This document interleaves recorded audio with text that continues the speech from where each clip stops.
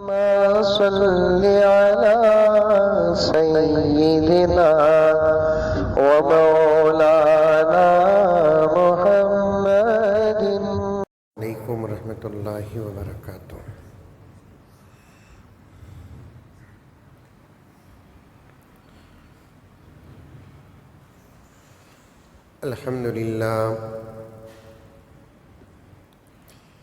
الحمد لله رب العالمين، والصلاة والسلام على سيد الأنبياء والمرسلين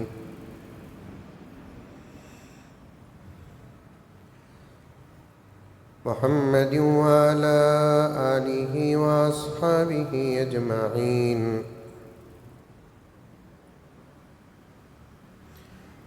أما بعد، فأعوذ بالله من الشيطان الرجيم، بسم الله الرحمن الرحيم۔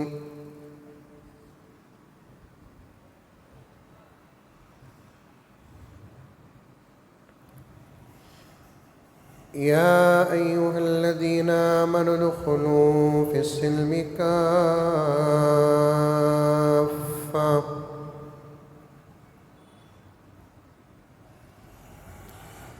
ولا تتبعوا خطوات الشيطان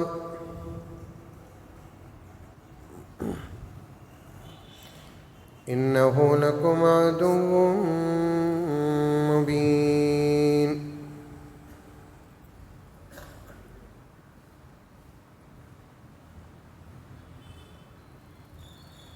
وقال تعالى في مقام آخر: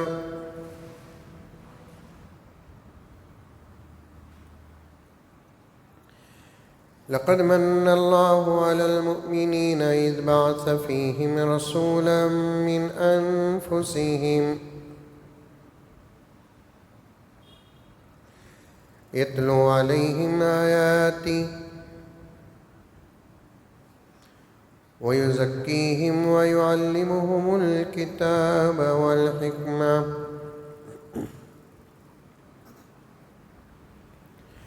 وإن كانوا من قبل لفي ضلال مبين۔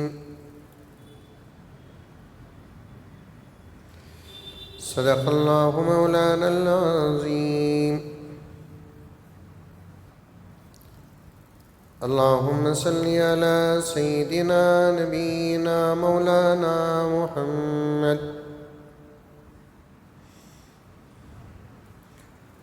وعلى آل سيدنا نبينا مولانا محمد وبارك وسلم۔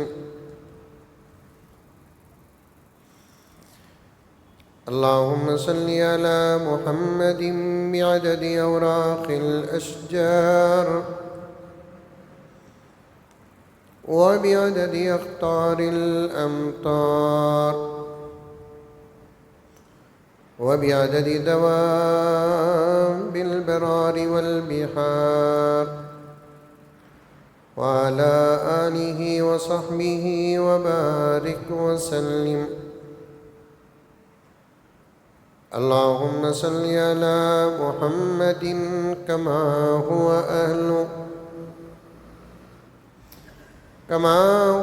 أهله ومستحقه۔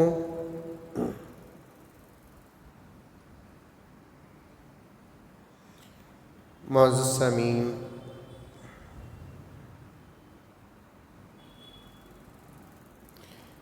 پوری محبت کے ساتھ، شوق کے ساتھ، الفت کے ساتھ، پیار کے ساتھ، ادب کے ساتھ، احترام کے ساتھ، اخلاص کے ساتھ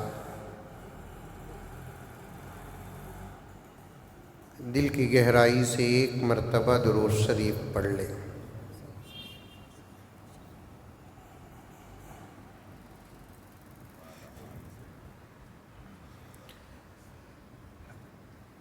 ہمارا جو عنوان چل رہا ہے محرم الحرام، شہادت حسین، عظمت صحابہ،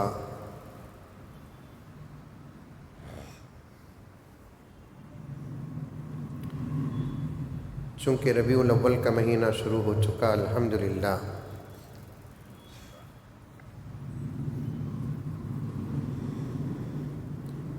ربیع الاول کے مہینے میں پہلی جمعہ یا دوسری جمعہ 12 ربیع الاول سے پہلے پیارے آقا صلی اللہ علیہ وسلم کی ولادت اور آپ کی سیرت کے متعلق کچھ بات نہ ہو تو لوگوں کے فتوے لگ جاتے ہیں، ان کو حضور سے محبت ہی نہیں۔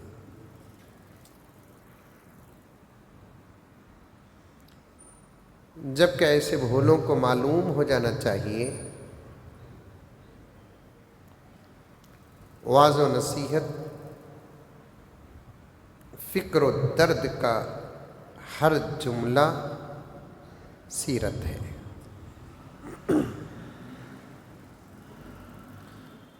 امر بالمعروف اور نہی عن المنکر کا ہر جملہ سیرت ہے۔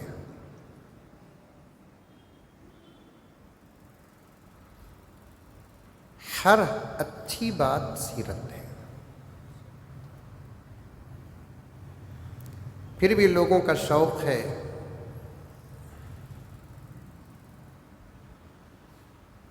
خاص سیرت کے عنوان پر کچھ باتیں سنیں، تو میرا بھی ارادہ ہوا کہ آج ایک جمعہ سیرت النبی آمد رسول صلی اللہ علیہ وسلم اور حالات حاضرہ پر کچھ بات کروں۔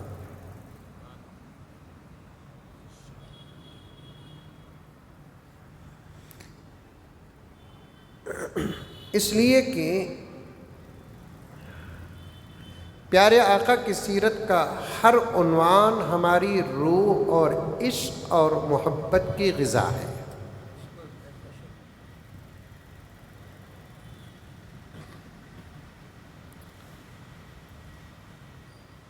ایمان مضبوط ہو جاتا ہے جب ہم نبی کی سیرت سنتے اور سناتے ہیں۔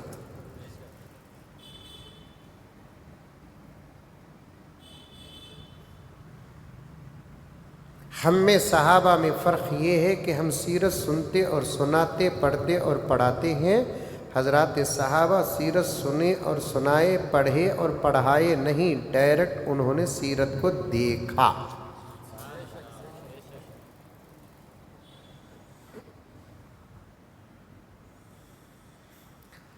ہم یہ کہیں گے کہ آقا ایسا کھاتے تھے، لیکن صحابہ آقا کو ایسے کھاتے ہوئے دیکھا۔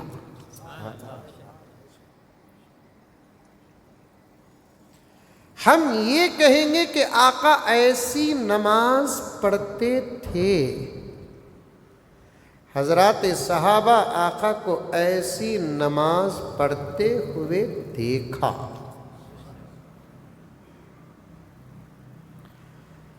حضرات علماء، عاشقان رسول، ماں بعد صحابہ یہ کہیں گے کہ آقا کا چہرہ ایسا تھا، آقا کی آنکھیں ایسی تھی، آقا کی ناک مبارک ایسی تھی، آقا کا رنگ ایسا تھا، آقا کا قد و قامت ایسا تھا، فلاں اور فلاں۔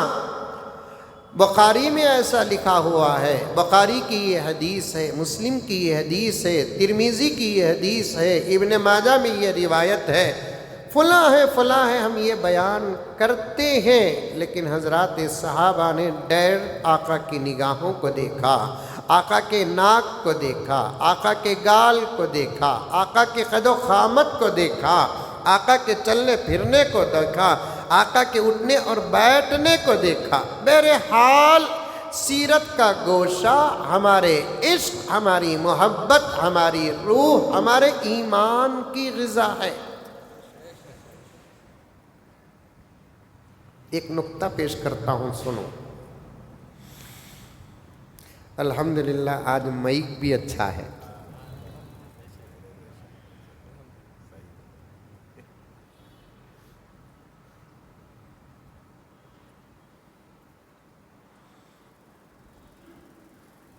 بہت بہترین نکتہ ہے الیاس بھائی۔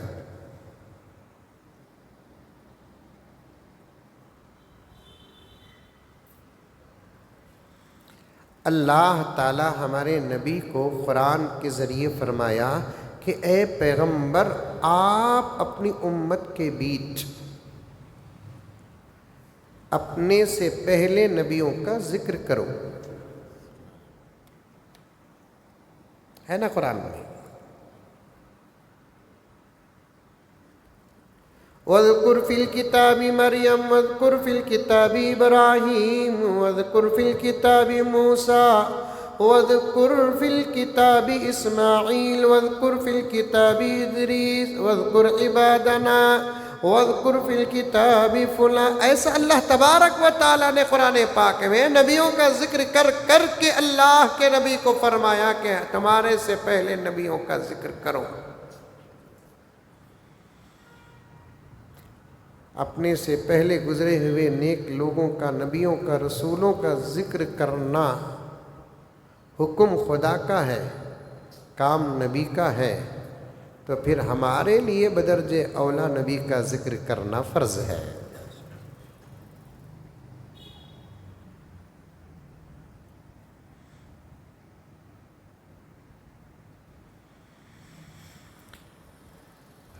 اور امت کا ایک زمانے سے یہ طریقہ سلسلہ چلتا آ رہا ہے کہ ربیع الاول کے مہینے میں پیارے آقا کی آمد کی خوشی بھی منائی جاتی ہے. الحمدللہ سیرتیں بیان کی جاتی ہیں، آپ کی زندگی کے گوشے بیان کیے جاتے ہیں، اس لیے کہ 12 مہینوں میں یہ وہی مہینہ ہے جس مہینے میں اللہ تبارک و تعالی وجہ تخلیق کائنات، امام الانبیاء والمرسلین، خاتم النبیین والمرسلین حضرت محمد مصطفیٰ صلی اللہ علیہ وسلم کو کائنات میں سب سے پہلے بنا کر دنیا میں جس مہینے میں بھیجا، یہ وہی مہینہ ہے.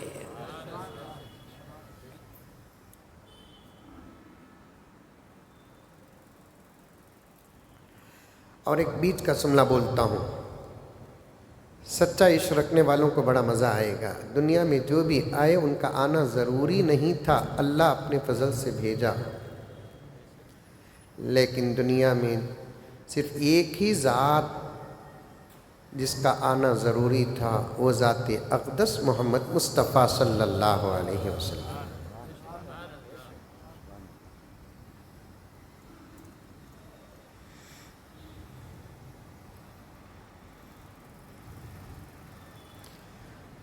وہ آئے جن کے آنے کی زمانے کو ضرورت تھی،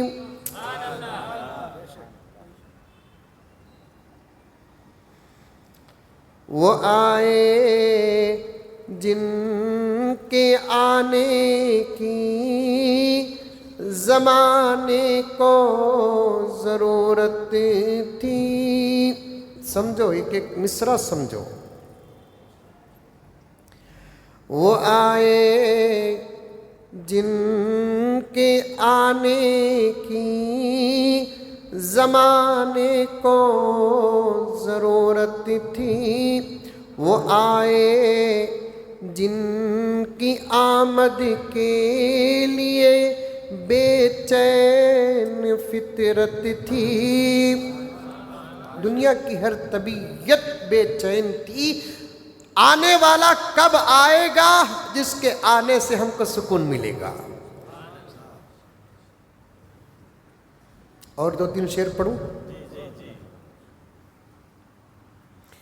وہ آئے جن کے آنے کی زمانے کو ضرورت تھی، وہ آئے جن کی آمد کے لیے بے چین فطرت تھی، وہ آئے نغمہ داؤد میں جن کا ترانہ تھا، وہ آئے نغمہ داؤد میں جن کا ترانہ تھا.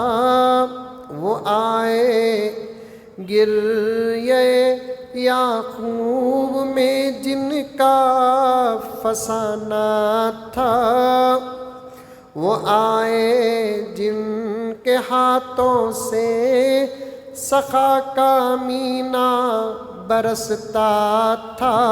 آگے کا مصرع سنو، وہ آئے جن کے ہاتھوں سے سخا کا مینہ برستا تھا، وہ آئے جن کے سجدوں کے لیے کعبہ ترستا تھا، وہ آئے جن کے سجدوں کے لیے کعبہ ترستا تھا۔ وہ ذات اقدس اس مہینے مبارک میں تشریف لائے،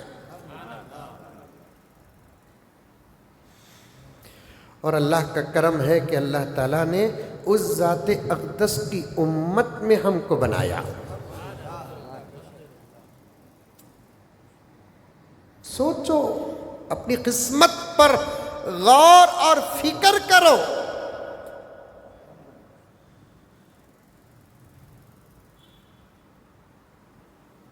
اپنی تقدیر پر اللہ کا شکر ادا کرو۔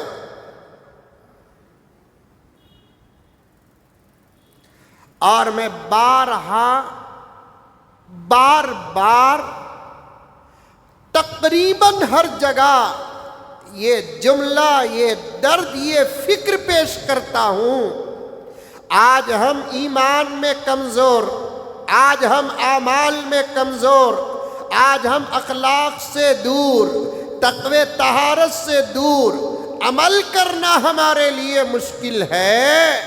اس کے وجوہات میں سے ایک وجہ کیا ہے کہ ہم یہ اب تک سوچ نہیں پا رہے ہیں کہ آخر ہم کس نبی کے غلام ہیں۔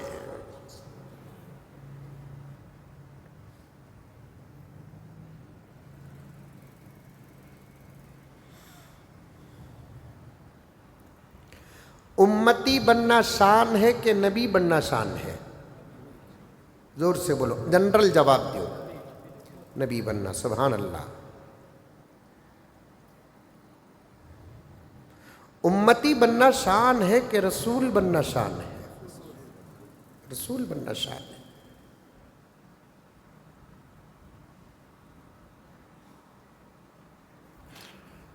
امتی بھی ہم بن نہیں سکتے جب تک اللہ نہ بنائے۔ رسول اور نبی بننا کہاں ہمارے بس میں ہے؟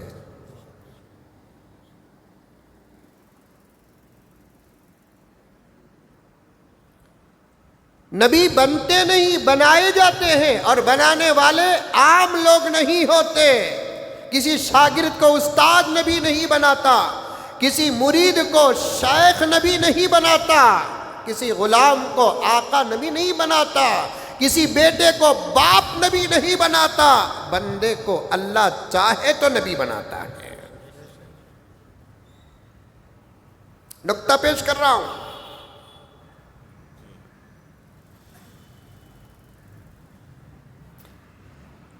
اب اللہ خود اپنی مرضی سے کسی کو نبی بنانا بھی روک دیے ہیں۔ یہ اور بات ہے کہ اللہ کی طاقت میں ہر چیز ہے، ایسا نہیں کہ اللہ کے خزانے میں کوئی چیز ختم ہو جاتی ہے، ایسا نہیں۔ جیسا کہ قادیانی احمق، نادان، پکے کافر کہتے ہیں، امت کو گمراہ کرنے کے لیے بھائی اللہ کیوں حضور کی امت میں نبی نہیں بنا رہے ہیں؟ نعوذ باللہ من ذالک، کیا اللہ کے خزانے میں نبوت ختم ہو گئی؟ یہ کہہ کر پکے اور سچے مسلمانوں کو گمراہ کرنے کی کوشش کرتے ہیں۔ ان بے وقوفوں کو، نادانوں کو نہیں معلوم نبوت ختم اس لیے نہیں ہوئی کہ خدا کے خزانے سے نبوت ختم ہے۔ اللہ کے پاس ہر خزانہ آباد تھا، آباد ہے، آباد رہے گا۔ اللہ اپنے فضل سے کسی چیز کو بند کر دیتے ہیں، اس کا مطلب یہ نہیں کہ وہ خزانہ اللہ کا ختم ہو گیا۔ آئی بات سمجھ میں؟ مثال دیتا ہوں سمجھو. ایک سخی آدمی پیسے بانٹتا ہے، صدقہ و خیر خیرات کرتا ہے، روزانہ ہزاروں اور لاکھوں روپے تقسیم کرتا ہے غربا پر، یتامہ پر، مسکینوں پر، مریضوں پر. اس کا ایک اندازہ ہوتا ہے اور اپنے اندازے کے مطابق وہ بانٹتے بانٹتے بانٹنا بند کر دیتا ہے، دروازہ بند کر دیتا ہے اور روک دیتا ہے. اب آپ کیا کہیں گے اس سخی کو، اس مالدار کو، اس تونگر کو کہ بانٹنے والا جب بانٹنا بند کرتا ہے، باہر نکلنے کے بعد لوگ یہ چرچا کرتے ہیں کہ بھائی اس نے بانٹنا بند کر دیا، یا یہ چرچے کرتے ہیں کہ اس کا خزانہ خالی ہو گیا. بانٹنا بند کر دیا، خزانہ خالی نہیں ہوا. اور یہ بات سمجھ میں، بانٹنا بند کیا، دینا بند کیا، خزانہ تو خالی نہیں. کتنے امیر ہیں پیسے بانٹتے ہیں، اندازے کے بعد وہ پیسہ بانٹنا بند کر دیتے ہیں، اب اس کے بعد وہ بانٹتے نہیں. اب آپ کیا کہیں گے اس امیر کو؟ بھئی اس کی دولت ختم ہوگی؟ نہیں، بانٹنا بند کر دیا. اس کے گھر میں دولت اسٹاک ہے، پیسہ اسٹاک ہے. بالکل اسی طریقے سے، بلکہ اس سے بھی اعلیٰ بات ہے، اللہ کے پاس نبوت کا اسٹاک ہوگا، رسالت کا اسٹاک ہوگا. بنانے والا نبی وہ ہے، بنانے والا رسول وہ ہے، لیکن اللہ کا ایک اندازہ، اللہ کا ایک حساب کہ بس ہم نے دنیا میں بھیجنے کی ترتیب میں نبوت اور رسالت کا آغاز کیا حضرت آدم سے، اور اس نبوت اور رسالت کا اختتام کر دیں گے محمد الرسول اللہ صلی اللہ علیہ وسلم پر. آپ کے بعد ہم اب کسی کو نبی نہیں بنائیں گے. فیصلہ یہ خود اللہ کا ہے، بندوں کو اپنی عقل لڑانے کی ضرورت نہیں ہے. کئی کو اللہ نبی نہیں بنا رہا ہے، کئی کو اللہ رسول نہیں بنا رہا ہے. کیا اب نبیوں کی ضرورت نہیں ہے کیا؟ کیا اب رسولوں کی ضرورت نہیں ہے کیا؟ انشاءاللہ تعالی ختم نبوت کے عنوان پر یہ تمام سوالات کا جواب آئے گا. میں عظمت مصطفیٰ اور مصطفیٰ صلی اللہ علیہ وسلم کی امت میں پیدا ہونے کا مقام و مرتبہ بتانے کے لیے یہاں آ گیا. پھر ایک مرتبہ سوال کرتا ہوں، اب سننے والے اور بعد میں سننے والے دونوں مل کر جواب دو. نبی بننا شرف ہے کہ امتی بننا شرف ہے؟ نبی بننا شرف ہے، نبی بننا شرف ہے، رسول بننا شرف ہے. کیونکہ پوری کائنات میں انسان افضل ہے، اور انسانوں میں انبیاء اور رسولوں کی جماعت افضل ہے. ان سے افضل کوئی جماعت نہیں ہے. 2-3 جمعہ سے میں اس بات کو سمجھانے کی کوشش کر رہا ہوں. یہ ایک مذہب ہے، مسلک نہیں ہے. ایک مذہب ہے، شیعہ مذہب ہے، مسلک نہیں ہے. شیعوں کا عقیدہ یہ ہے کہ نبیوں سے افضل رسول ہیں، رسولوں سے افضل امام ہے. اسی لیے وہ حضرت علی کو نبی تو نہیں مانتے لیکن امام مانتے ہیں. حسن کو نبی نہیں مانتے، امام مانتے ہیں. حسین کو نبی نہیں مانتے، امام مانتے ہیں. زین العابدین کو نبی نہیں مانتے، امام مانتے ہیں. جعفر صادق کو نبی نہیں مانتے، امام مانتے ہیں. حضرت مہدی کو نبی نہیں مانتے، امام مانتے ہیں. اور ان کا عقیدہ اہل سنت والجماعت سے اتنا ہٹا ہوا ہے کہ ایک قادیانی نبی کو نبی مان کر احمد قادیانی کو نبی مانتا ہے، اسے کافر کہتے ہیں. لیکن ایک شیعہ نبی کو نبی مانتا ہے، علی کو نبی نہیں مانتا لیکن علی کو نبی سے افضل مانتا ہے. ہماری عقلوں پہ کون روئے، ہم ان کو بھی مسلمان سمجھتے ہیں. آئی پیارو، سمجھ میں آئی بات؟ آئی.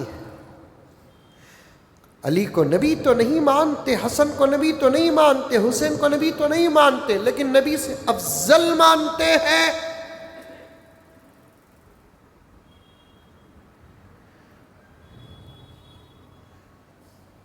نبی سے افضل کوئی ہو نہیں سکتا، رسولوں سے افضل کوئی ہو نہیں سکتا۔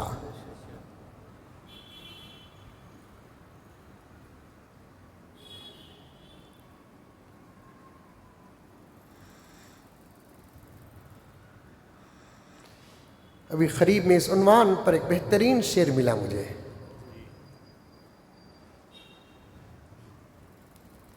سر یار کے زانوں پہ رکھے یار کو دیکھو،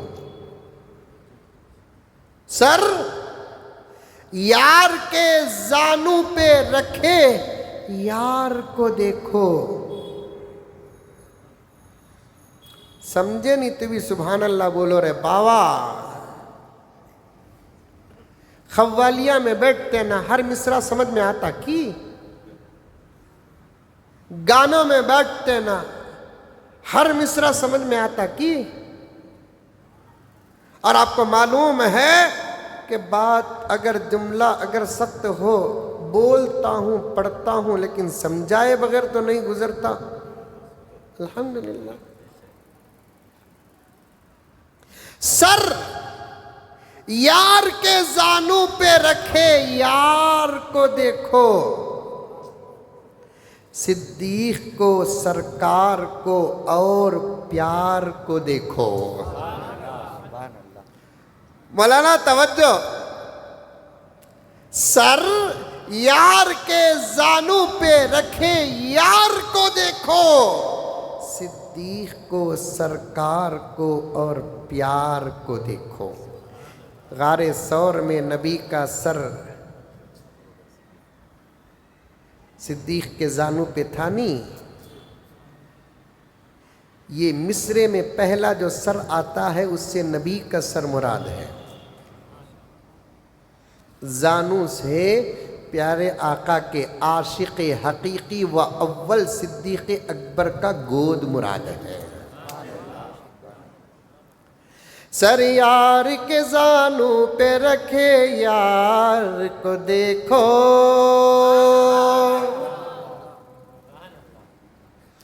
سر یار کے زانوں پہ رکھے یار کو دیکھو، صدیق کو سرکار کو اور پیار کو دیکھو۔ ایک مرتبہ علی حضور کے کاندھے پہ چڑھے نہیں، نبی نے چڑھایا۔ کون بڑھے گا اگر نبی نہ بڑھائے؟ کون چڑھے گا اگر نبی نہ چڑھائے؟ کون آب حوض کوثر سے کوثر پیے گا اگر نبی نہ پلائے؟ کون جنت کو جائے گا اگر نبی سفارش نہ کرے؟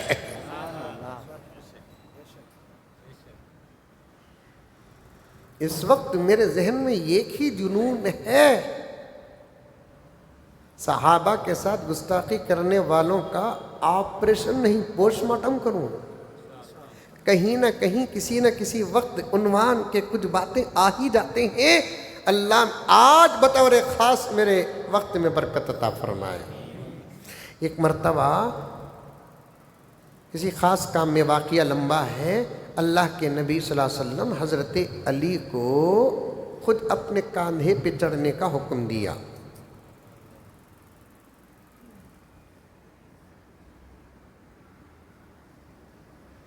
اب ہماری کتابوں میں بھی واقعہ موجود ہے اور ہمارے لیے ہماری کتابیں ہی دلیل ہے، بس دوسرے کے کتابوں کی کسی دلیل کو ہم مانتے نہیں، مانیں گے بھی نہیں۔ ہماری کتابوں میں بھی یہ واقعہ موجود ہے، حدیث بسند صحیح۔ اب ان کی کتابوں میں بھی یہ واقعہ موجود ہے۔ اب علی کا نبی کے کاندھے پہ چڑھنے کے عمل کو دیکھ کر یہ کہتے ہیں کہ بھائی علی کا مقام بڑا ہے، اس لیے کہ انہوں نے نبی کے کاندھے پہ قدم رکھا ہے۔ شاعر کہتا ہے سرکار کے کاندھے پہ علی دیکھ رہے ہو، شعر شاعری کا ماحول ہوتا، اشارے سمجھنے کا مزاج ہوتا، تو پھر یہ شعر پڑھنے میں آپ کو پیش کرنے میں بڑا مزہ آ جاتا مجھے۔ جو حضرات مزہ لے رہے ہیں دل کھول کر مزہ لیں، اور مزہ لینے کی بعض حضرات بھی کوشش کریں کہ شاعر عاشق حقیقی عاشق صحابہ کہتا ہے کہ سرکار کے کاندھے پہ علی دیکھ رہے ہو، سرکار کے کاندھے پہ علی دیکھ رہے ہو، صدیق کے کاندھے پہ بھی سرکار کو دیکھو، اس لیے کہ ہجرت کے وقت غار ثور چڑھتے ہوئے حضور ایک موقع پر علی کو اٹھاتے ہیں، ایک موقع وہ بھی گزرا ہے صدیق سرکار کو اٹھاتے ہیں۔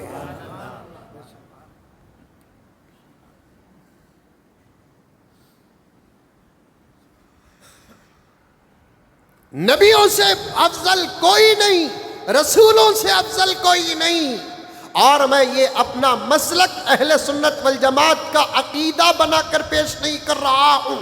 توجہ عمران، توجہ، اہل سنت والجماعت کا عقیدہ یہ ہمارا عقیدہ بھائی، یہ نہیں بول رہا ہوں، پوری ضمانت اور ذمہ داری کے ساتھ کہتا ہوں کہ یہی سچ ہے، یہی سچ ہے۔ نبیوں سے رسولوں سے کوئی افضل نہیں ہے۔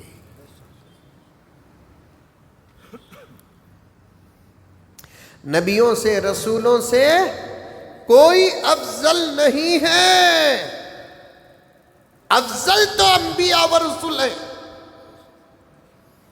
توجہ، عنوان سے ہٹا نہیں، دامن رسالت تھامتا ہوا جا رہا ہوں، انبیاء سے رسولوں سے افضل کوئی نہیں، کوئی نہیں۔ اور ایک نقطہ پیش کر کے آگے بڑھ جاؤں، صحابہ کے بعد تابعین سے لے کر قیامت تک پوری امت کے عمل کو نبی نے فرمایا میرے صحابہ کے ایک سجدے کا مقابلہ نہیں ہو سکتا، تو پھر نبی کو دیکھنے والے صحابی کے عمل کا یہ پاور ہے، تو پھر نبی کے عمل کا پاور کیا ہوگا؟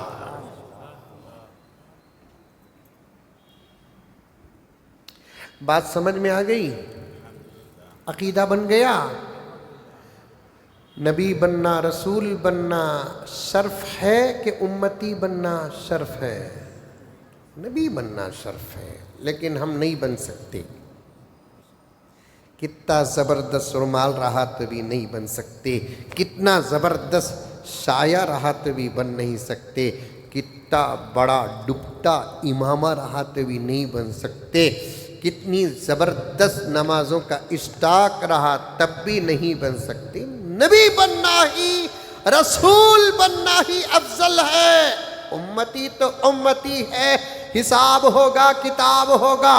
نبی اور رسول کی شان بہت بڑی ہوتی ہے، چاہے وہ نبی آدم ہو، چاہے وہ نبی ابراہیم ہو، چاہے وہ نبی موسیٰ ہو، چاہے وہ نبی عیسیٰ ہو، چاہے وہ نبی زکریا ہو، چاہے وہ نبی یحییٰ ہو، چاہے وہ نبی داؤد ہو، چاہے وہ نبی سلیمان ہو، ایوب ہو، یوسف ہو، موسیٰ ہو، ہارون ہو، نوح ہو، ہود ہو، صالح ہو، جو بھی نبی انبیاء علیہم السلام دنیا میں اللہ کے فضل سے تشریف لائے، وہ تمام انبیاء علیہم السلام امتی اور امت ہونے سے افضل ہیں، شان بہت بڑی ہے۔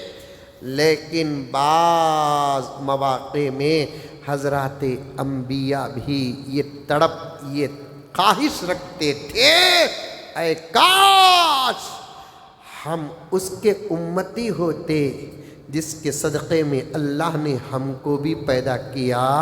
ذرا سوچ کر دیکھیں اس نبی کا امتی بننے کی فضیلت کیا ہوگی۔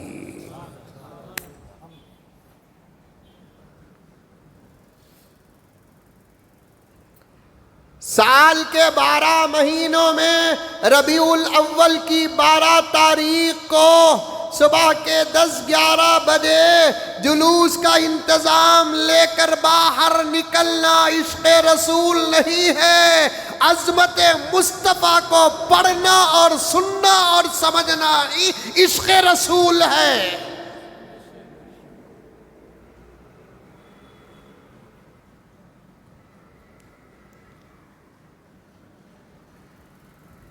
اسی مناسبت سے میں نے ایک آیت کریمہ تلاوت کی،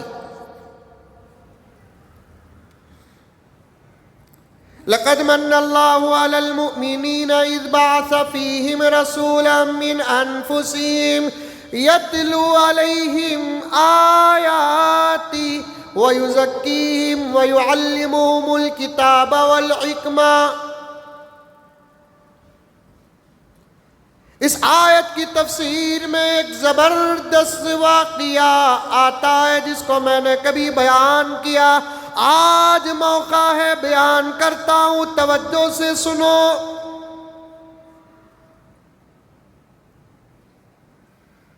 انسانوں میں اللہ تعالیٰ نے سب سے پہلے حضرت آدم کو پیدا کیا، اور کائنات میں سب سے پہلے میرے نبی کے نور کو پیدا کیا۔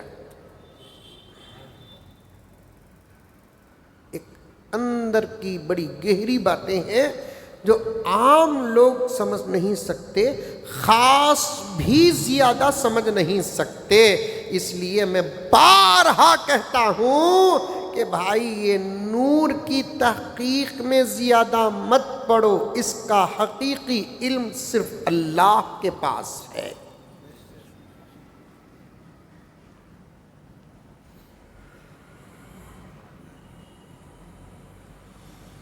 جو چیز ہمارے علم سے باہر ہے، جو چیز ہمارے فہم سے باہر ہے، جو چیز ہمارے سمجھ سے باہر ہے، اس کے پیچھے پڑھو گے خطرہ جان کو نہیں ایمان کو ہے، چھوڑو۔ شاید 2 سال پہلے عبدالواحد اس پر میں نے عرض بھی کیا تھا، بہت سارے حضرات علماء نے مجھے دعاؤں سے نوازا۔ میں نے کہا کہ میرا نبی کچھ بھی ہو ہمارا نبی ہے، بشر ہے تب بھی ہمارا نبی، نور ہے تب بھی ہمارا نبی۔ بشر ماننے والوں کے سامنے نور ثابت ہو جائے، العیاذ باللہ کیا نبی کا انکار کرو گے؟ نور ماننے والوں کے سامنے بشر ثابت ہو جائے، کیا انکار کرو گے؟ میرے استاد محترم حضرت مولانا شاہ میران صاحب رحمت اللہ علیہ، استاد دارالعلوم سبیل الرشاد، تفسیر پڑھاتے پڑھاتے ایک مرتبہ ارشاد فرمایا، اپنے سادے سیدھے انداز میں طلبہ سے خطاب کرتے ہوئے، درس دیتے ہوئے فرمایا، چھوڑو جی، ہمارا نبی بشر بھی، ہمارا نبی نور۔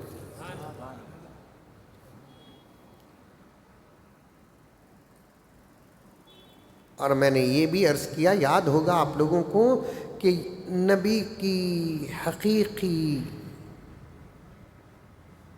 بات اللہ ہی جانتا ہے، اللہ کے بعد ہمارا نبی جانتا ہے۔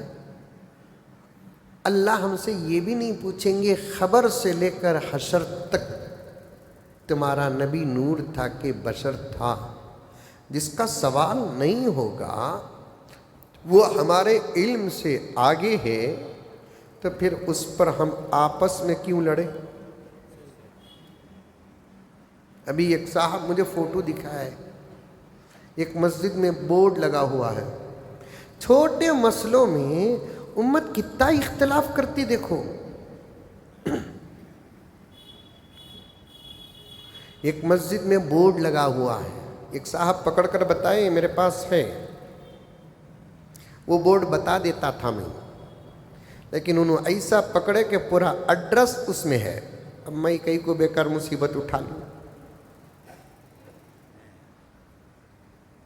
اب اس مسجد والوں کا عمل کیا ہے؟ نماز کے وقت جو نماز سے پہلے باجماعت اقامت ہوتی ہے، اس مسجد میں اقامت کے وقت بیٹھا جاتا ہے، حی علی الصلاۃ پر کھڑے ہوتے ہیں۔ مسجد کس کے باپ کی ہے؟ کس کی بھی باپ کی نہیں. مسجد کسی کی پراپرٹی ہے؟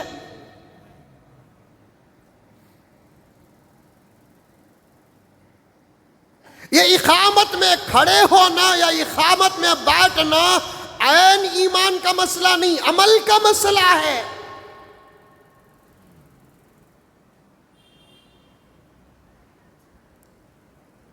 سلام پڑھنا یا نہ پڑھنا، بیٹھ کر پڑھنا یا کھڑے ہو کر پڑھنا عین ایمان کا مسئلہ نہیں ہے. صاف بات.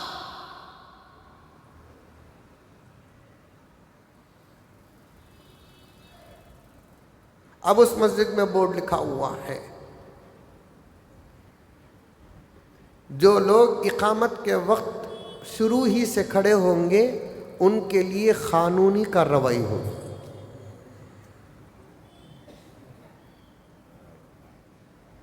اب قانونی کارروائی کا مطلب کیا ہے؟ کیس فٹ کریں گے، سٹی کورٹ یا لائر کورٹ کو جائیں گے، کیس لڑنے کے لیے لائر کو رکھیں گے، یا ہائی کورٹ تک مسئلہ جائے گا. ارے نادانو،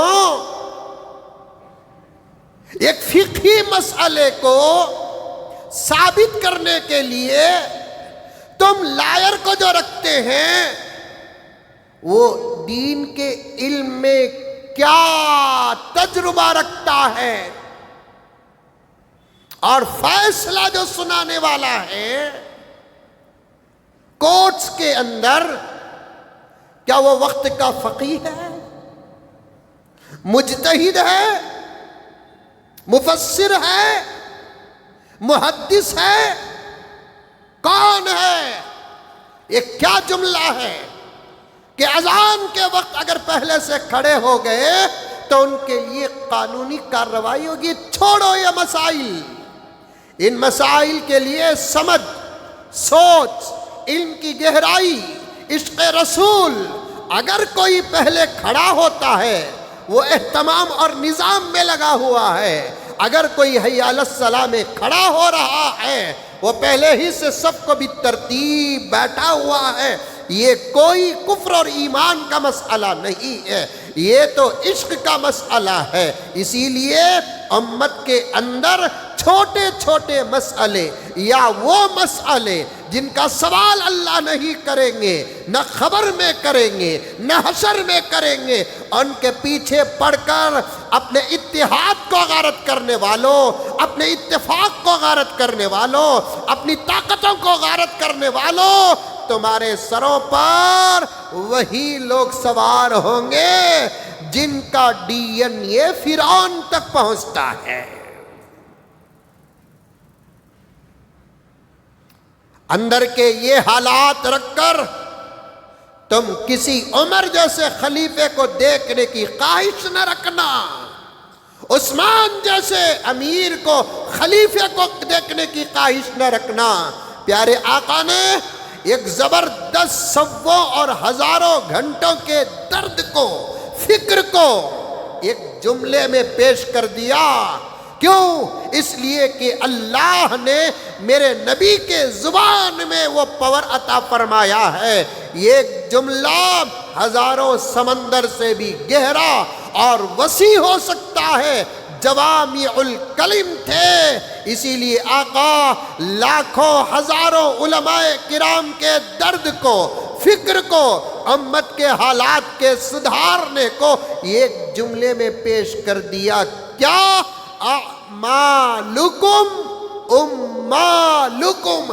تمہارے اعمال ہی تمہارے رہبر ہوں گے، تمہارے اعمال ہی تمہارے کونسلر ہوں گے، تمہارے اعمال ہی تمہارے ایم ایل اے ہوں گے، تمہارے اعمال ہی تمہارے ایم پی ہوں گے، تمہارے اعمال ہی تمہارا سی ایم ہوگا، تمہارے اعمال ہی تمہارا پی ایم ہوگا، تمہارا اعمال ہی تمہارا بادشاہ ہوگا، تمہارے اعمال ہی تمہارے راجا اور مہاراجا ہوں گے۔ ان مسائل کو چھوڑو، میرے آقا جو تھے میں بشر مانتا ہوں، قرآن کو دلیل بناتا ہوں، قل انما انا بشر مثلکم یاکل الطعام ویمشی فی الاسواق۔ اللہ تبارک و تعالیٰ کے بارے میں قرآن پاک کہتا ہے کہ پیغمبر کلام ہمارا ہوگا، زبان تمہاری ہوگی، تم کہہ دو کہ میں ایک بشر ہوں، تمہارے جیسا بشر ہوں، مثلکم تمہارے جیسا ایک بشر ہوں، تمہاری جیسی طبیعت میری ویسی طبیعت،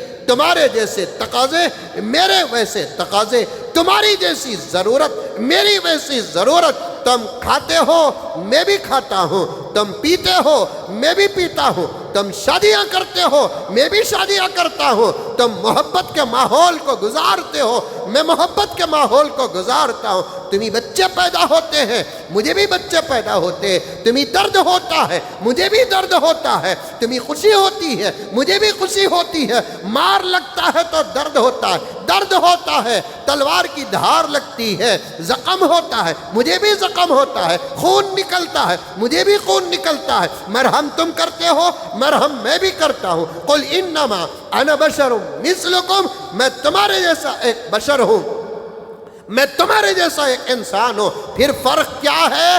فرق یہ ہے تم نبی نہیں میں نبی ہوں، تمہارے پاس جبرائیل آتا نہیں میرے پاس جبرائیل آتا ہے، تم پر اللہ کا کلام نازل ہوتا نہیں من پر اللہ کا کلام نازل ہوتا ہے، تم دیوار کے اس پار دیکھ نہیں سکتے، اللہ نے مجھے وہ طاقت وہ معجزہ عطا فرمایا، میں دیوار کے اس پار بھی دیکھ سکتا ہوں، اور اللہ کے نبی فرماتے ہیں تمہارے میرے میں فرق یہ ہے تم چہرہ ادھر کر کے کھڑے ہوتے ہو، تم چہرہ ادھر کر کے کھڑے ہوتے ہو تو تم کو سامنے کا ہی نظر آتا ہے۔ پیارے آقا اپنے شان کو بتاتے ہیں معجزے کو بتاتے ہیں، اپنے شان کو بتاتے ہیں معجزے کو بتاتے ہیں۔ محبوب پیارے آقا نے فرمایا میں جیسے سامنے سے بھی دیکھتا ہوں بالکل اسی طریقے سے میرا چہرہ سامنے ہو پھر بھی میں پیچھے کا منظر بھی دیکھتا ہوں۔ یہ خصوصیات النبی و خصائص النبی ہیں۔ میرا عقیدہ یہ ہے، میں اس لیے کر رہا ہوں کسی کو چھیڑتا نہیں، لیکن بات یہ عرض کر رہا ہوں کہ میرا عقیدہ یہ ہے، میرا مسلک یہ ہے، میں دیوبند کا فرزند ہوں، عقیدہ دیوبندیت میں ہوں، الحمدللہ ثم الحمدللہ، مجھے میرے اکابر کی تحقیق پر بھروسہ ہے، مجھے میرے اپنے اکابر کی علم پر اعتماد ہے، ولو بالفرض، سمجھ رہے ہیں آپ، سمجھ رہے ہیں، ولو بالفرض، اگر میرے سامنے یہ بات ثابت ہو گئی کہ آقا بشر نہیں نور، کیا میں انکار کروں؟ لا حول ولا قوت الا، سوال ہی پیدا نہیں ہوتا۔ کائنات میں کٹ کرتا ہوں ان باتوں کو، وقت بڑی تیزی سے گزر رہا ہے، مجھے ولادت رسول آمد رسول صلی اللہ علیہ وسلم کے ساتھ ساتھ امت کا اس دور کا کچھ عمل بھی پیش کر کے اصلاح کرنا ہے۔ سب سے پہلے اللہ نے میرے نبی کے نور کو پیدا کیا، جب کائنات بنا دیا، کائنات بنا دیا، کائنات میں انسانوں کو افضل بنایا، اور انسانوں کی ہدایت کے لیے سب سے پہلے جب بھیجنا شروع کیا تو آدم سے اس کا آغاز فرمایا۔ سوال ہو سکتا ہے لیکن کرنا بھی نہیں، اگر کرے گا تو جواب بھی ہے، جب اللہ سب سے پہلے نبی کو بھیجا، بنایا، نور کو بنایا، تو پھر بھیجا کیوں بعد میں؟ آ رہا ہے ذہن میں سوال؟ نہیں آ رہا ہے؟ آ رہا ہے۔ بعض لوگ آ رہا ہے بول رہی، بعض لوگ نہیں آ رہا ہے بول رہی، میں کس کو لے کر آگے بڑھوں؟ کیا تنویر صاحب آ رہا ہے؟ آ رہا ہے، لیکن ایک بات بولتا ہوں، ہر سوال کا جواب ہونا ضروری نہیں، آ گیا تو جواب فبیہا، ورنہ نہیں۔ ایک مجلس ہوتی ہے، اس مجلس میں ایک آدمی اصل ہوتا ہے، مجلس جب قائم ہوتی ہے، جو اصل نہیں وہ آ جاتے ہیں، اصل جو ہوتا ہے وہ بعد میں شان سے آتا ہے۔ جب اللہ تعالیٰ نے کائنات کی مجلس منعقد کی، اس مجلس کا اصل محمد الرسول اللہ ہے، تو مجلس سجانے کے لیے نبیوں کو بھیجا، بعد میں صدر مجلس محمد الرسول اللہ کو بھیجا صلی اللہ علیہ وسلم۔ کائنات مجلس سجانے کے لیے آدم سے لے کر عیسیٰ تک جاؤ، صدر مجلس کے آنے کا اعلان کرتے رہو۔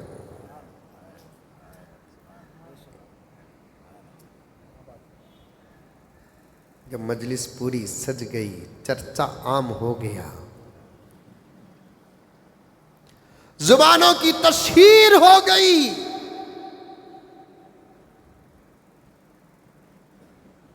اعلانات مکمل ہو گئے، اب اعلان کا وقت نہیں، آمد کا وقت ہے۔ نبیوں سے اعلان بھی کروایا، کائنات میں اشارے بھی دے دیے، نبیوں سے اعلان بھی کروایا، کائنات میں اشارے بھی ہو گئے، زمین سے اشارے مل رہے تھے، آسمانوں سے اشارے مل رہے تھے، ملائکہ سے اشارے مل رہے تھے، ابھی پیغمبر پیدا نہیں ہوئے۔ کچھ قوم جو خدا کے کفر میں مبتلا تھی، ان کو بھی اشارے مل گئے تھے۔ فارس معلوم؟ فارس نہیں معلوم؟ ایک ملک کا نام فارس، پیغمبر کے زمانے میں دو بڑے ملک تھے جو سپر پاور تھے، اور ورجنل سپر پاور تھے، وہ اب کی طرح نہیں۔ اب جو سپر پاور ملک ہے نا، انہوں ڈرپسلے،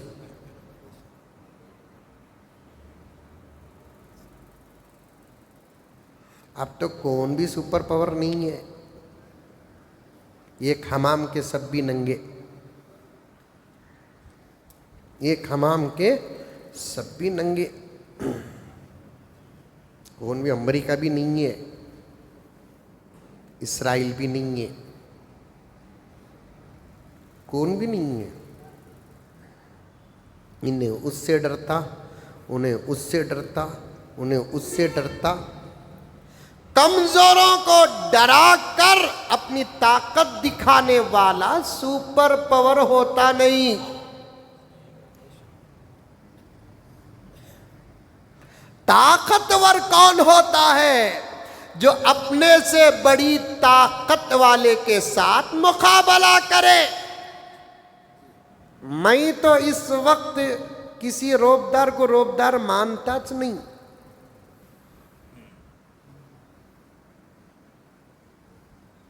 روبداروں کا تو جانتے تم لگا،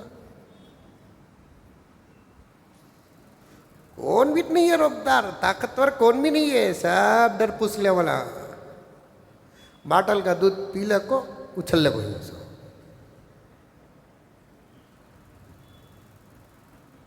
کمزوروں پر طاقت دکھاتے، ذرہ ان کے لیول کے یعنی تو ان سے بڑے لیول کے کون بھی رہے تو ان سے سمجھوتا کمپرمائز ہو جاتا سوتا۔ طاقتور کوئی نہیں۔ اس زمانے میں روم اور فارس دو بڑے ملک تھے۔ فارس والے آگ کی پرستش کرتے تھے، وہ لوگ آگ ہی کو خدا سمجھتے تھے، خدا کی ایک جھلک کو العیاذ باللہ آگ سمجھتے تھے۔ دنیا میں ہے صاحب، بہت سارے ہیں، اللہ آزاد چھوڑا ہے، یہ اللہ کی مصلیت ہے، آزاد چھوڑا ہے اللہ تعالیٰ۔ ہم تم کو عقل دیے ہیں، انسانوں سے اللہ کہتے ہیں ہم تم کو عقل دیے ہیں، اسی عقل سے تم تمہاری ماں کو پہچانتے ہو، تمہارے باپ کو پہچانتے ہو، تمہارے بھائی بہن کو پہچانتے ہو، بیوی بچوں کو پہچانتے ہو۔ اللہ تعالیٰ فرماتے ہیں جو عقل میں نے دی ہے اس عقل سے تم اپنے ماں باپ کو پہچانتے ہو، بھائی بہنوں کو پہچانتے ہو، تو پھر اسی عقل کا استعمال کرو، انشاءاللہ تعالیٰ ہماری معرفت بھی نظر آ جائے گی۔ اسی لیے علماء فرماتے ہیں حشر کے میدان میں کوئی کافر اللہ کی عدالت میں یہ عرض کرتا ہے، اے اللہ میں تجھے پہچان نہ سکا، بندے کا یہ عذر اللہ کے دربار میں قبول نہیں۔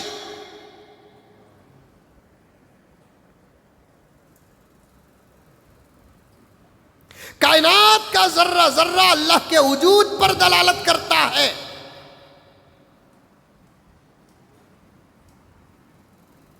ایک چھوٹی دلیل سمجھ سکتے ہیں تو سمجھا کر آگے گزر جاتا ہوں۔ علماء بیٹھے ہوئے ہیں، اللہ کسے کہتے ہیں؟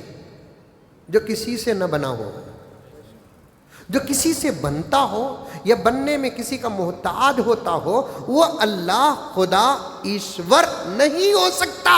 یہ بات لوگوں کو سمجھ میں کیوں نہیں آتی؟ ایک آسان دلیل آئی بات سمجھ میں؟ ارے آئی نہیں ہے، کہاں نیچے دیکھ رہے ہیں آپ دلیل ڈھونڈ رہے ہیں کیا؟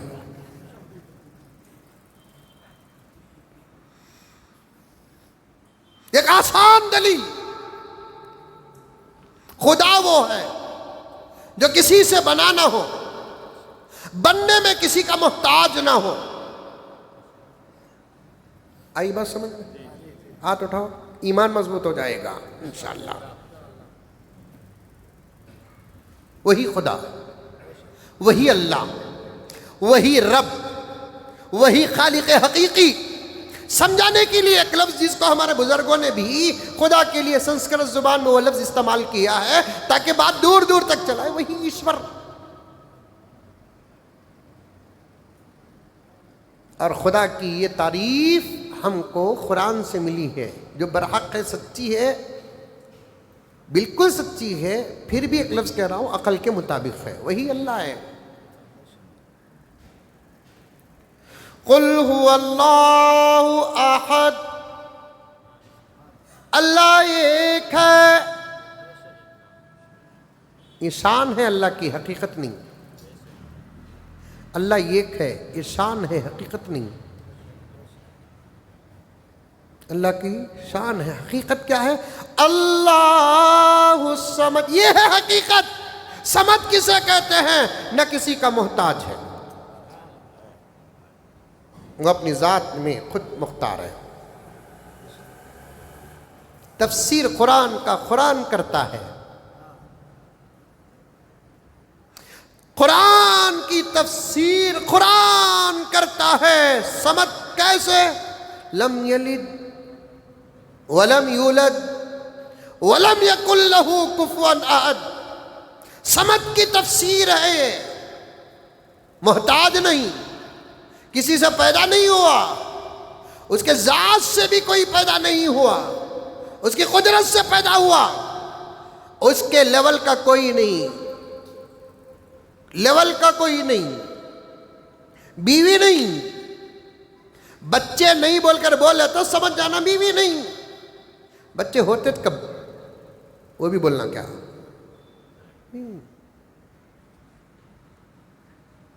کچھ نہیں۔ اللہ تبارک و تعالی تنہا واحد، اسی کی، وہ کسی کا محتاج نہیں، خدا اسی کہتے ہیں۔ اب یہ اللہ نہیں، اسے نہیں مان سکتے اللہ۔ بہت دور پہنچانا چاہتا ہوں، پہنچ جائیے۔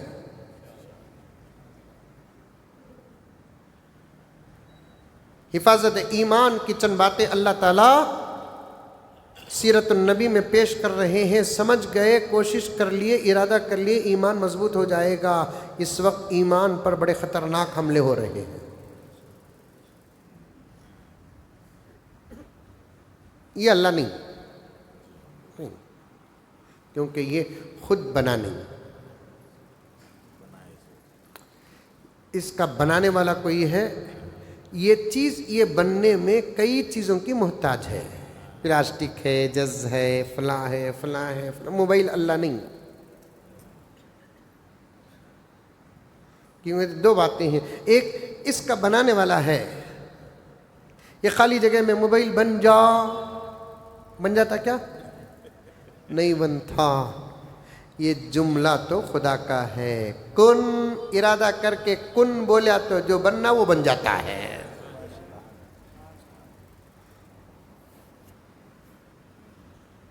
اور ایک بات آگے اللہ تعالی قبول فرمائے کچھ نہیں ہوگا انشاءاللہ تعالی، اور عبادت اسی کی ہوگی جو خدا ہوگا، بس اتنی بات ہے۔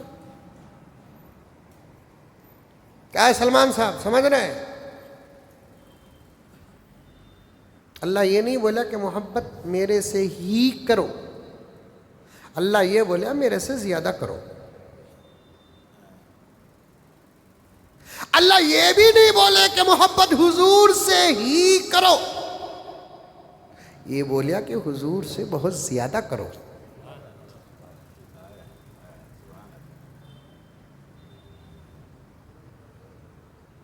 یہ بات اکرم،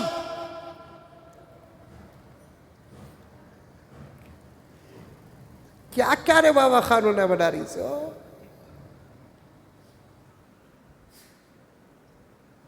ایسے قانونوں کا سفر طے کر کے الحمدللہ سلامت اسلام 1400 سال کا سفر کر دیا ہے۔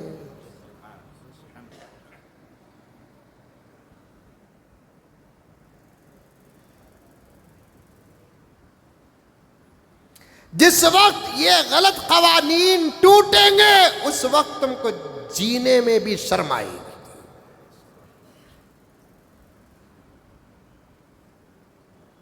ایک میاں بیوی کے مضبوط رشتے کے بیچ میں جانے والا آج نہیں کل ذلیل ہوتا ہوا زمانہ دیکھا ہے، یہ بیسک بات ہے۔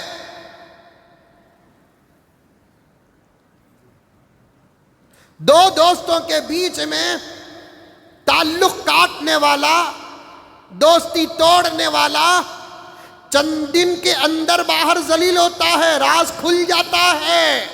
جب ایک بندے کے تعلق کو توڑنے والا ذلیل ہوتا ہے، غلط قوانین بنانے والوں کان کھول کر سن لو، بندے کا خدا کے تعلق کو توڑنے والا بھی زیادہ دن نہیں رہے گا، اس کا قانون بھی زیادہ نہیں رہے گا۔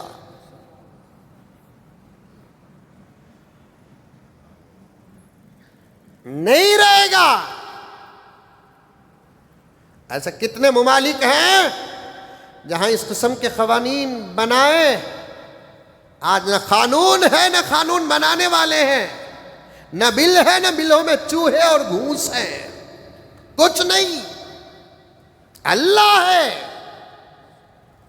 ایمان مضبوط ہو جائے گا۔ عرض کر رہا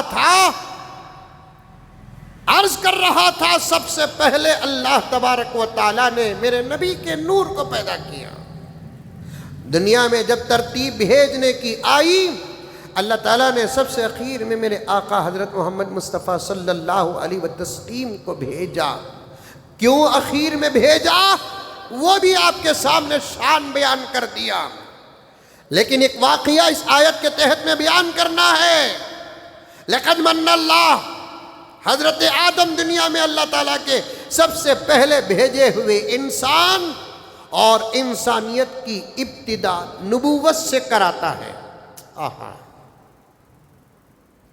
حضرت آدم آئے، دنیا میں اترے، لمبا واقعہ کئی مرتبہ سنے ہی۔ پھر حضرت حوا بھی نکاح وہاں ہوا تھا، چند دن کے بعد آسمان سے نیچے اترے، پھر اس کے بعد ان لوگوں کی ملاقات ہوئی، پھر اس کے بعد ان کے بچے ہوئے، بچوں کے بچے ہوئے، ایک انسانی نسل پھیل گئی۔ وقت انتقال، حضرت آدم کے انتقال کے وقت روایات میں آتا ہے تقریباً 40,000 ان کی کل اولاد اور اولاد کی اولاد کا حساب تھا۔ سبحان اللہ۔ خالی حضرت ابا امی سے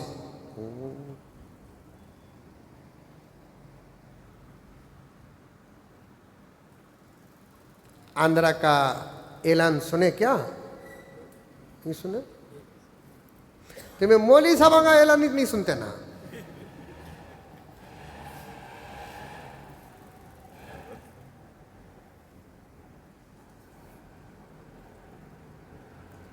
آندھرا میں اعلان ہوا ہے جو لوگ تیسرا بچہ پیدا کریں گے ان کا پورا خرچ حکومت سنبھالے گی اب بڑھاؤ پاپولیشن اب بڑھاؤ جب نبی بولے تو اعتراض کرے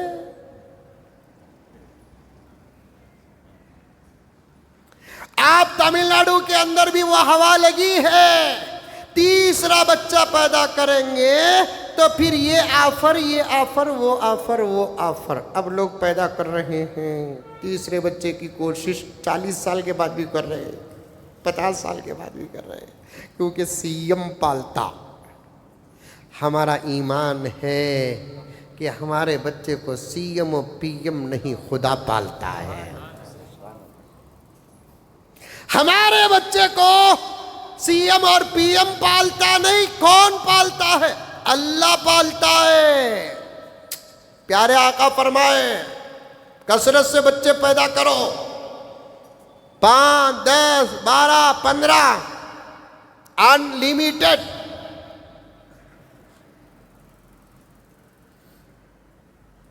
بلکہ آقا نے یہاں تک فرمایا رشتے کے وقت ذرہ طبیعت بھی معلوم کرو کہ انہیں کتنے بچے زیادہ بچے پیدا کرنے کی طبیعت ہے کہ نہیں ہے رشتہ دیکھنے جاتے نہیں طبیعت معلوم کرو وہ کیسا معلوم کرنا حضرت یہ نتیجے تو شادی کے بعد کے ہیں پھر یہ حکم دینے والے پیغمبر ہیں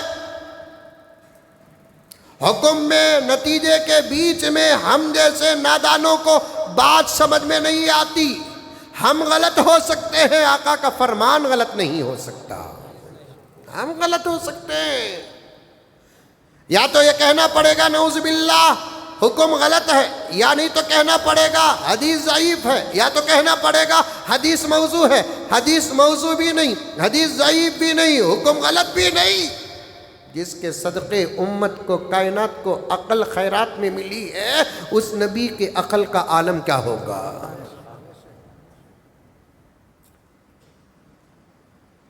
آئے نبی تو سارے ہنر بولنے لگے نبی آنے کے بعد ہی دنیا کھلی سو یہ ہمارا چیلنج ہے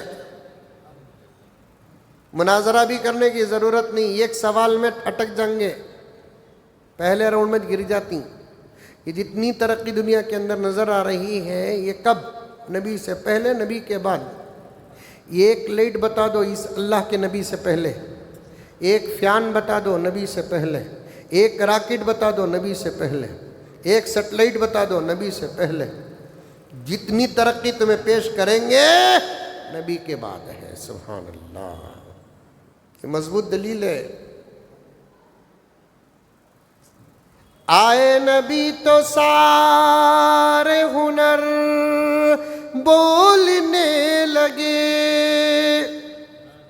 عقل و شعور فکر و نظر بولنے لگے اللہ کے کلام کی اتری جو آیتیں اللہ کے کلام کی اتری جو آیتیں لفظوں کے ساتھ زیر و زبر بولنے لگے میرے نبی آئے تو زبر بھی بولنے لگا میرے نبی آئے تو زیر بھی بولنے لگا میرے نبی آئے تو حروف و حرکات و سکنات بھی بولنے لگے ایک لمبی بات ہے اللہ اکبر کبیرہ پیارے آقا نے فرمایا شادی کرنے کے لیے جب تم رشتہ دیکھنے کے لیے چاہتے ہو یہ بھی معلوم کرو بچی کی طبیعت کیا ہے،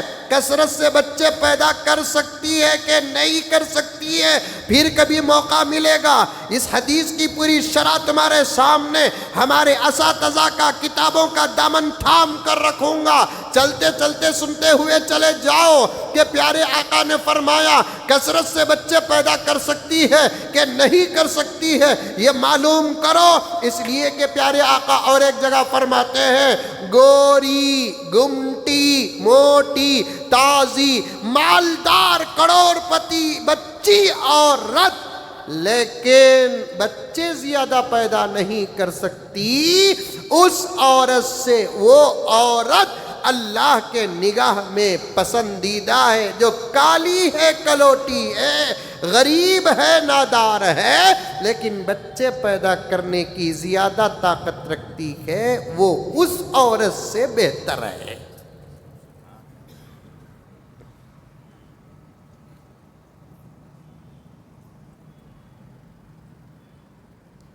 اب کیسا معلوم ہوتا؟ محبوب پریشان ہے، پوچھنا پڑے گا ڈائریکٹ سسرے کو ہونے والے بابا ابھی ہوئے نہیں نا، ہمیں رشتہ دیکھتے کی نہیں کی چھکری کے بابا کو سسرا بنا لیتے ہو، معمولی 100 روپے کے پیپر میں 5 کروڑ کی پراپرٹی کا اگریمنٹ کرے تو پراپرٹی ہماری نہیں ہوتی، انہیں انگوٹی پھنا دل کو جانے والے بڈھے ہمارے سسرے جاری دیکھو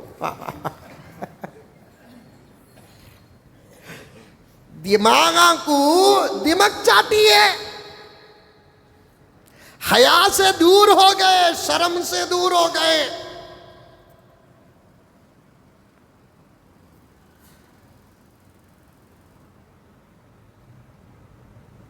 پوچھ سکتے سسرے کو بچی تو پسند ہے، بچی کا بابا بھی پسند ہے، دولت تو دکھلے کچھ ہے، قبول کرنے پر ہمیں مجبور بھی ہوں۔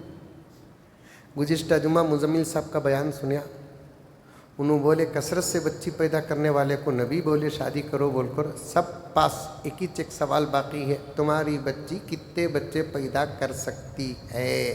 سوال کرو، سوال گوری پاڑلے میں ہوا تو 10 منٹ کے بعد شیواجی نگر بورنگ ہسپتال میں رنگ گئے، سوال شیواجی نگر میں ہوا تو ذرا وقت کے بعد سٹی مارکیٹ وکٹوریا ہسپتال میں رہ گئے، شرم نہیں بے وقوف کہیں گا، بے حجاب بے نقاب بے شرم، اب بھی یہ سوالہ کرتا رہا شادی کے بعد کیا کرے گا، جا رہے بھائی سوال صحیح ہے لیکن نہیں کر سکتے۔ محدثین فرماتے ہیں بچی کے ماں کو معلوم کرو کہ اس کے کتنے بچے ہیں، کیونکہ ماں باپ کی طبیعت کا اثر بچوں پر پڑتا ہے، باپ سلامت بیٹا سلامت، ماں کثرت اولاد کی تو بیٹی بھی کثرت اولاد کی، معلوم کرو کتنے بچے، یہ 5ویں بیٹی کی شادی ہے، 2-4 بیٹیاں کی ہوگی، 2 بیٹداں کے ہوگے، انہیں 5ویں ہے، اس کے بعد 21 بیٹی پھر 2 بیٹداں ہی کا، تو سمجھ جانا تقریباً 8-9 کا یہ صحیح آر بن گا ہے،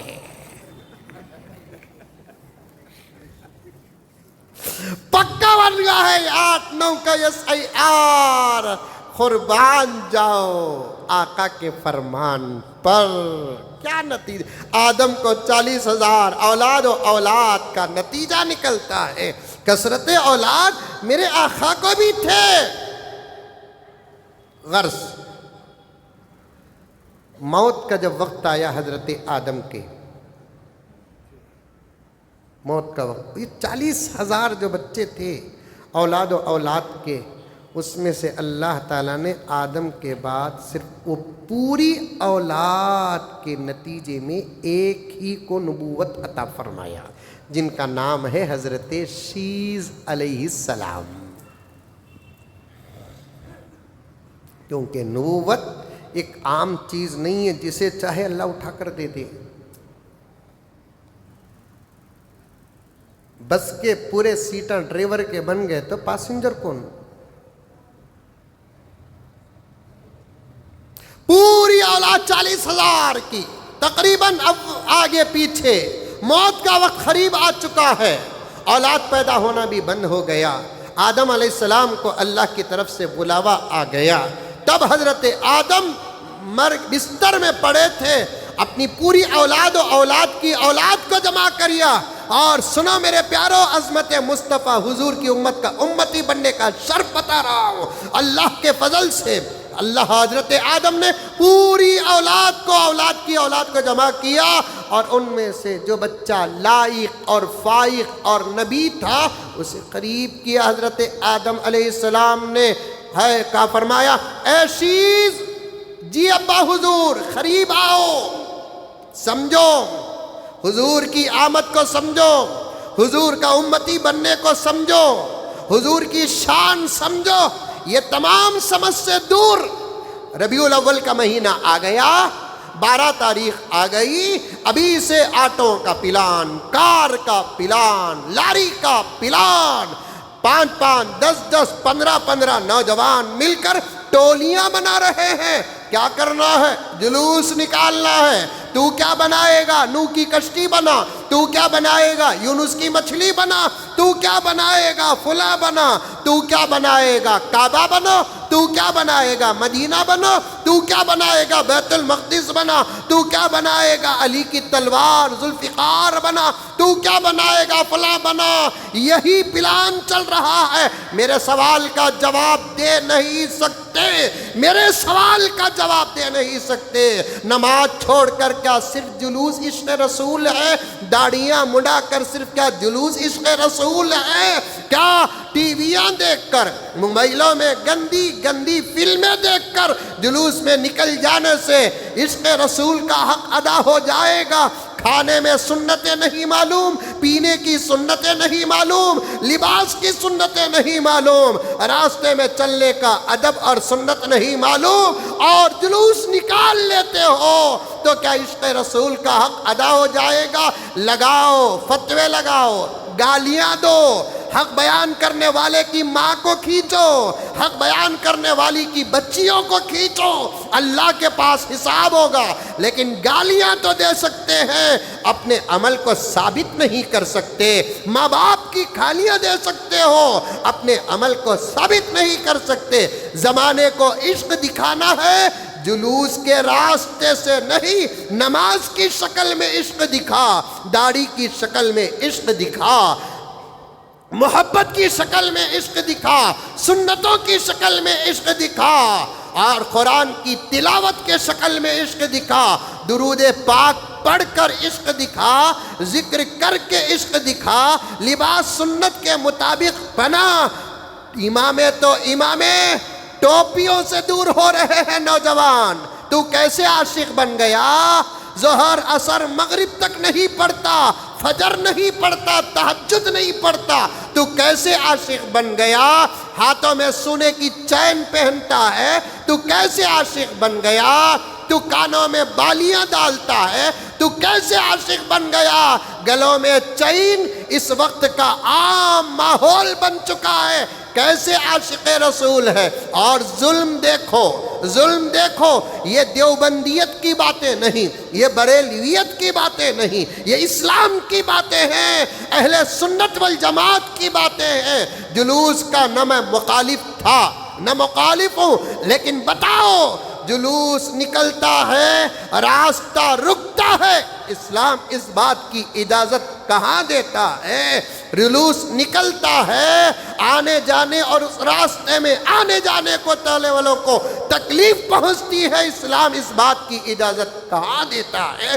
جلوس نکلتا ہے، مسجدوں کے سامنے سے گزرتا ہے، نمازوں کا لحاظ نہیں، اذان کا لحاظ نہیں، نمازیوں کے آنے جانے کا لحاظ نہیں۔ کیا یہی عشق رسول ہے؟ یہی عشق رسول ہے؟ سچے جو عاشق تھے وہ ہر میدان میں اپنا عمل بتا کر عشق رسول کا ثبوت دیتے تھے۔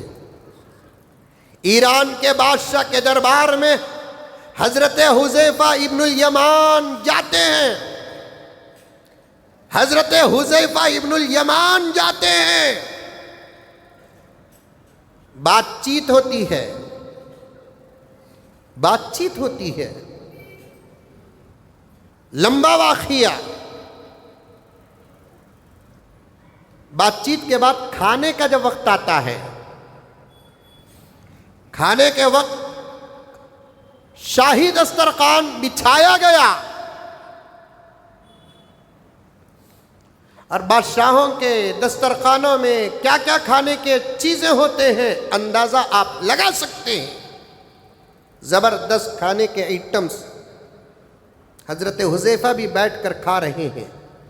ابھی قریب میں واقعہ اور میں گہرائی کے ساتھ پڑھا کہ حذیفہ نے کہا، جب بادشاہ نے کہا کھانا کھا لو، حضرت حذیفہ نے کہا تو بیٹھے گا، تو بیٹھے گا؟ اگر تو نہیں تو ایسا دسترخوان ہم کو نہیں، اس لیے کہ جب بھی ہم کو ہمارے نبی نے کھلایا خود بیٹھ کر دسترخوان میں ہم کو کھلایا۔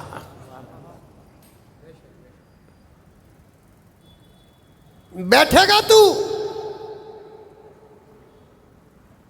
بادشاہ نے امتحاناً پوچھا، میں نہ بیٹھوں تو جواب کیا ہے؟ میں بھی نہیں بیٹھوں گا، چلو بیٹھتا ہوں۔ کھا رہے تو بیٹھ کر کسی زمانے میں اوپر کرسیوں میں بیٹھ کر کھانے کا ماحول نہیں تھا، بہت زیادہ انتہا درجے پر مغرور لوگ یا مجبور لوگ ہی کھاتے تھے۔ اب تو اچھے سلامت بھی کھڑے ہو کر کھا رہے ہیں جانوروں کی طرح۔ بیٹھ کر ادب کے ساتھ کھانا انسانیت اور مسلمان کی پہچان ہے۔ بڑے بڑے شادی محلوں میں کھڑے ہو کر کھا رہے ہیں جانوروں کی طرح، اسے فیشن سمجھتے ہو تم؟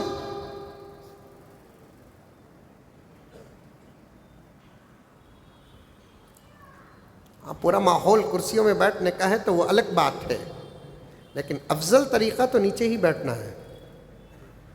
کرسی میں بیٹھ گئے تو کوئی گنجائش نکل سکتی ہے، کھڑ کر کھانے کی تو دور دور تک کہیں گنجائش نہیں ہے۔ اب تو اچھے اچھے لوگ بھی مدعو لوگ، مدعو کسے بولتے ہیں؟ میں تم نے دعوت دیا تو میں دائی تمہیں مدعو، اچھے اچھے مدعو لوگ بھی کھڑ کر بھی کھا رہے ہیں، منگ کر بھی کھا رہے ہیں۔ خود اٹھاؤ ڈال لیو، اٹھا لو، ایک ٹکڑا ڈالو جی، مسالہ ڈالو جی۔ وہ فقیر پوچھا تو کتنی شرم کی بات، امیر پوچھ رہا ہے ڈالو جی، وہ چاپیس ڈالو، وہ مچھلی ڈالو۔ اپنی عزتوں کو ہم اپنے ہاتھوں سے غارت کر رہے ہیں۔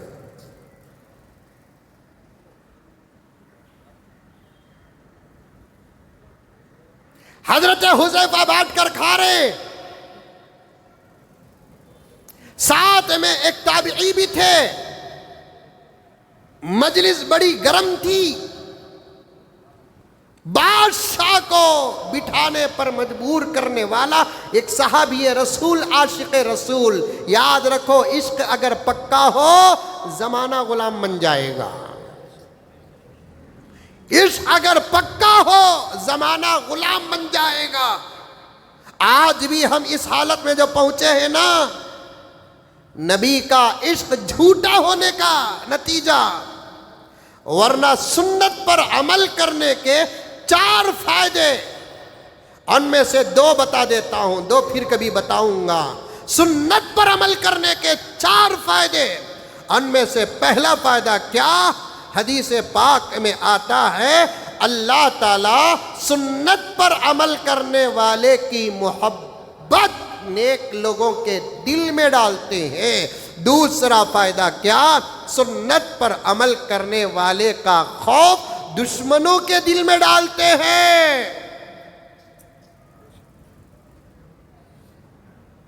عمل نہیں ہے سنت پر ہمارا، کپڑوں کے کلر کو دیکھ کر ڈرنے والے ہم،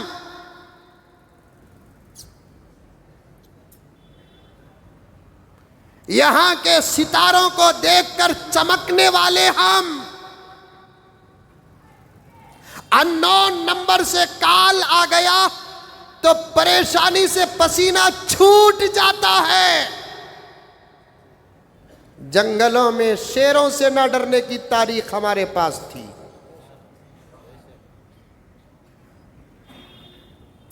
چیتے اور باغوں سے لڑنے کی تاریخ ہمارے پاس تھی۔ سنت گئی تو سب گئی۔ حضرت حذیفہ بیٹھ کر کھا رہے، کھاتے کھاتے بائی چانس ہاتھ سے لقمہ گر گیا، نوالا گر گیا۔ کیا کرتے ہیں ہمیں؟ بھول کو گریا نہیں، ہمیں جان بوجھ کو گراتے ہیں۔ ایک صاحب کو ایک دسترخوان میں دیکھا، ہڈی میں گوشت لکو ہے، پھر بھی رتی کھا رہی پھینک رہی۔ دوسرا کا رہا تو ایسا کھاؤ، اپنا رہا تو نلی کا گد بھی نہیں چھوڑتے۔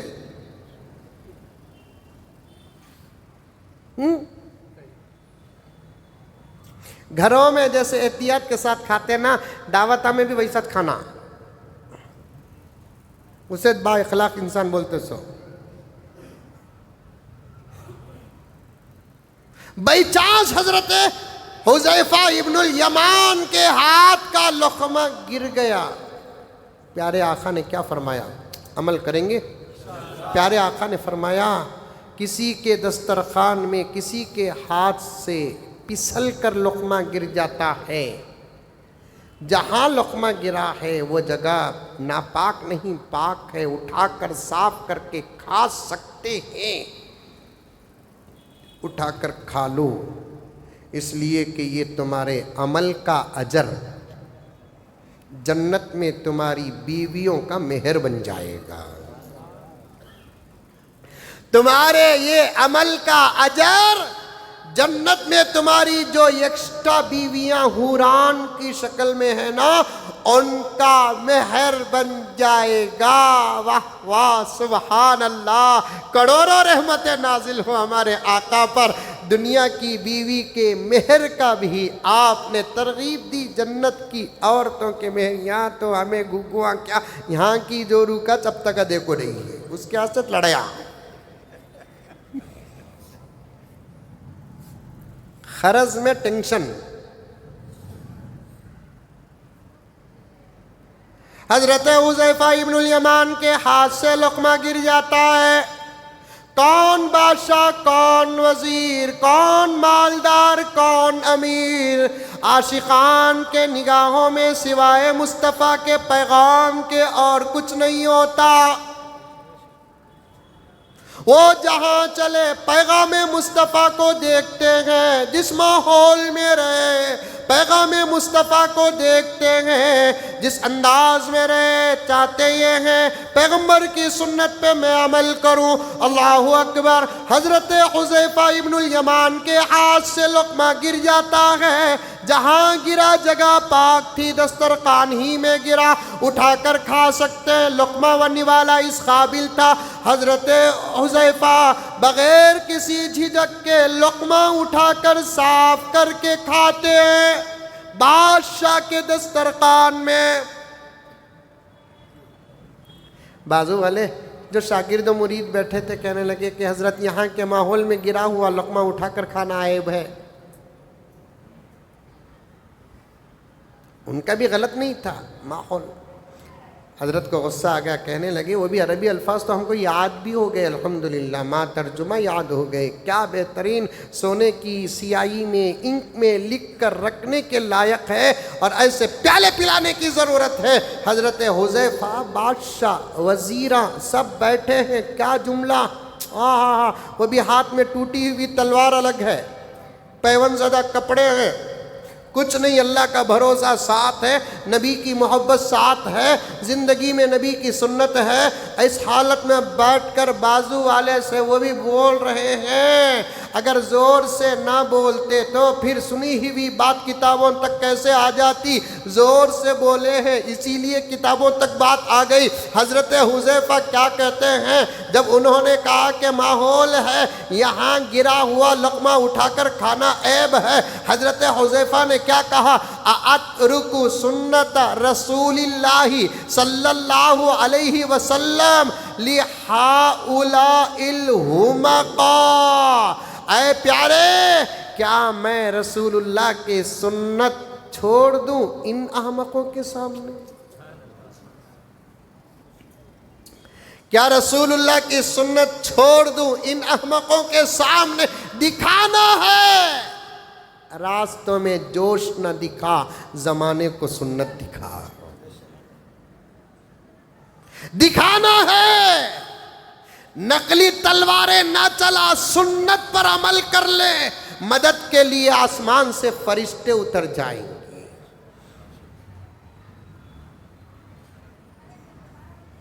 لیکن ہمیں کرتے کیا کی، دکھاتے کیا کی، بات انشاءاللہ آگے آئندہ آپ کے سامنے آ جائے گی۔ بالکل بے ادبی سے بچو، 12 ربیع الاول کے دن گستاخی سے بچو، نمازوں کی پابندی کرو، درود پڑھو، ذکر کرو، اللہ کا شکر ادا کرو کہ اللہ نے ایسے نبی کی امت میں ہم کو پیدا کیا۔